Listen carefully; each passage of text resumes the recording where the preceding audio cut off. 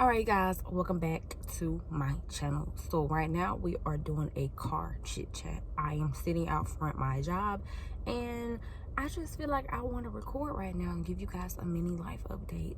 I recently moved into my apartment this past Saturday, and honey, sister's drained. Like, most of my furniture is not even at my house yet. Like, I don't even have a section on my living room yet because it's back ordered.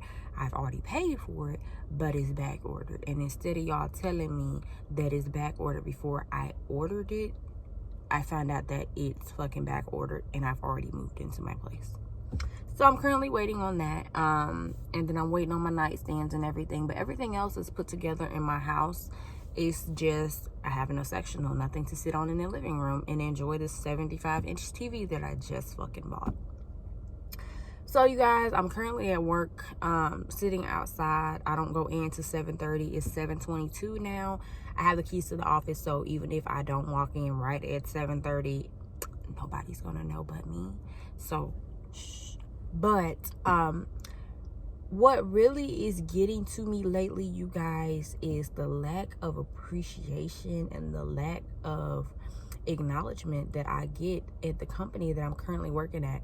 I am burnt the hell out. I have been working, I have 8 hours of overtime within this last week from me just having to work after hours because you choose to fire somebody right in the end of the week, right in the middle of the day, and who's going to pick up their responsibility. I don't think the company that I work for, they think about the daily operations before they make slight, altering decisions.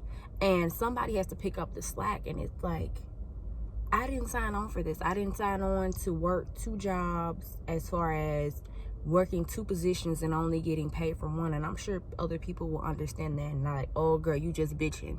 No, I've been working this same 2 positions for the last year and a half, and like, I've fully taken on the responsibility now that they fired the person that worked alongside me. So now I'm having to use my brand new car and drive all over the fucking world, and it's just, I'm putting unnecessary miles on my car. I have almost 2,500 miles on my car, and I haven't even paid my first car note on my car. So it's just really aggravating, and it's like, it takes for someone else to say something like, oh, she's fed the fuck up, for them to really understand. And it's like, during this pandemic, with everybody being jobless, and when jobs do come, it's like more people applying than people getting hired. So jobs are more in demand. So you feel as though during this pandemic, you're obligated to stay at a shitty fucking job. That's how it is currently right now.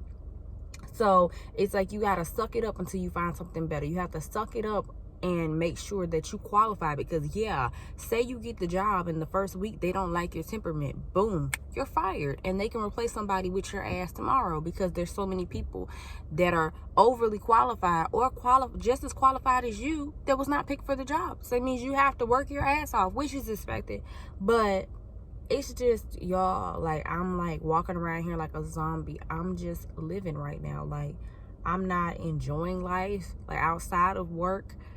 And it's the point of, when you're outside of work, you shouldn't have to think about work. You shouldn't have to think about what you got to do today, what you forgot to do yesterday that you might get yelled at that you didn't have time to do the day before, or getting phone calls at 5 o'clock in the morning and you're not scheduled to 7:30, or getting phone calls after hours on your personal cell phone from customers. And it's like, sweetheart, I get off at 4:30. If you don't get to me before 4:30, that ain't got nothing to do with me. That means catch me when we're on the fucking clock. Otherwise, I don't know what to tell you. So it's just like, I have no work / life, home life balance. I have no balance whatsoever. It's like, I can't enjoy my off days. And my significant other says the exact same thing. He's like, why are they calling you while you off? Like, why is your boss calling you, asking you questions, and it's a fucking Saturday? You're off on the weekends. Tell him whatever he needs, it should be able to wait till fucking Monday. If it can't wait till Monday, shoot you a text message, or hey, ask somebody else that's currently on the clock, because you're not. And it's like, I've always been the yes man type of person, like, yeah, okay, I can do that, yeah, that's fine. But eventually, when they're thinking that you're obligated to do something because you always do it, no, like, I can't. So it's just aggravating, it's frustrating, and it's to the point where I'm just fed up because, you know, somebody will tell you real quick, oh, you know, you're the best thing that happened to the company, and other people at different branches and at the corporate office will tell you the exact same thing. They've said it on the phone. You know, I wouldn't know what this branch would do if it wasn't for you. You know, you hold the branch together. You're the glue to this particular branch. And it's like, if you feel that type of way, show me. When my year comes up, it shouldn't be a doubt that, oh, Andrea is getting a raise or Andrea's getting a promotion, and you're told to wait. Oh, we got plans for you. I got plans for you. What's your plans? Am I supposed to stay here 5 years to figure out what the plans are? No. And it's like, yeah, you make, you know, decent money, but for what you're doing and all the responsibilities that you have to take on with 2 jobs, you would expect at least, hey, I'm going to pay you extra money here because you're doing 2 jobs, or hey, you know, for every hour that you work, I'm going to pay you this amount for helping out until we find somebody for the position. No, I'm just told to work this position and mine too, and hey, make sure that you're doing your job, but my job requires me to be in the office. The other job requires me to be outside of the office overseeing projects. So initially, I'm a project manager too. So it's just real frustrating, you guys. Like, it's just frustrating.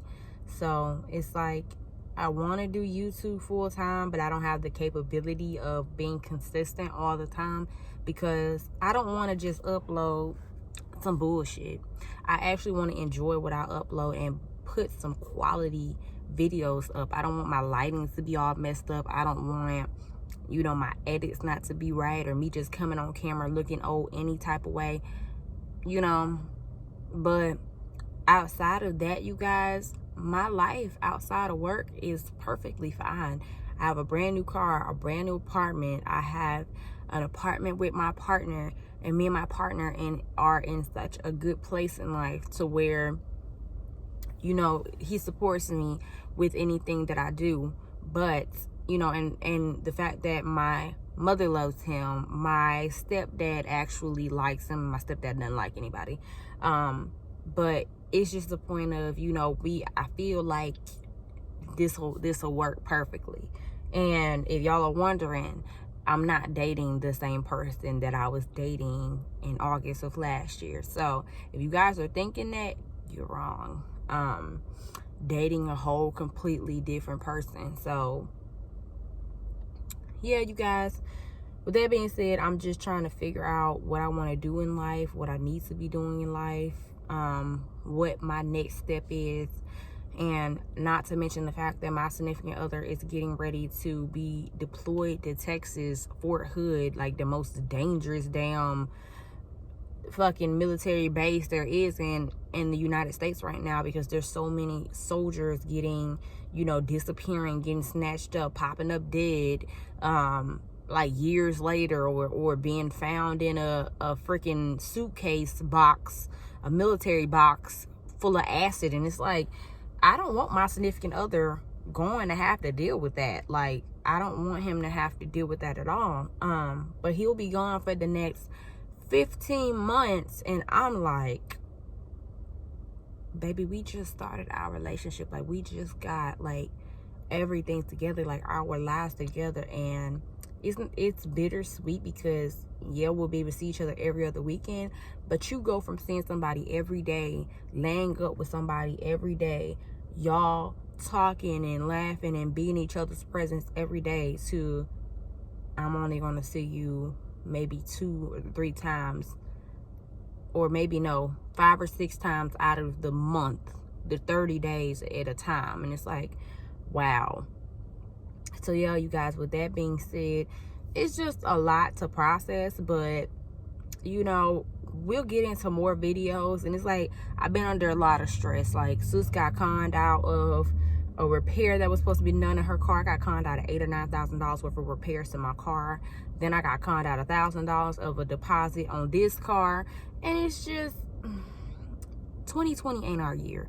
But 2020, we gonna make it. We gonna make it work. So, you just got to look at the more positive things. You got to look at the more happier things in life. And what that means is, by happier things, that means is find something to be grateful for. And with all that negativity that I just gave you guys, I'm still grateful in the morning, and I'm able to wake up and, have a job, be able to pay all my bills and live comfortably, to be able to go out and eat and spend $100 on one date, or be able to go out of town, or be able to afford to change cars, to afford to move, because moving ain't cheap. I'm gonna tell you that. In my next video, I'm gonna go over what to expect after moving out your first apartment, because you don't really find that on YouTube very often. They normally talk about just what to expect when you're getting your first apartment, not what to expect after you got it and you're getting ready to move to another one. So with that being said, you guys, thank you for watching this video. Find something positive to look at today. Find something to be grateful about. And if you're going through a messed up situation right now, please understand that it's not always going to stay like that. If you put positivity into the air, that is what you'll get back tenfold. If you put negativity, you'll get negative back. It takes so much more energy to be negative than it is to be positive. So with that being said, as much as I hate this job, y'all, and as much as I'm already 2 minutes late walking in this motherfucker, I'm still grateful that I got this job. And when it's time for God to bless me with something better, it'll come. Won't be no questions, won't be no doubts on what's for me. What's for me will be for me. And remember that. All right, you guys, I will see y'all in the next video.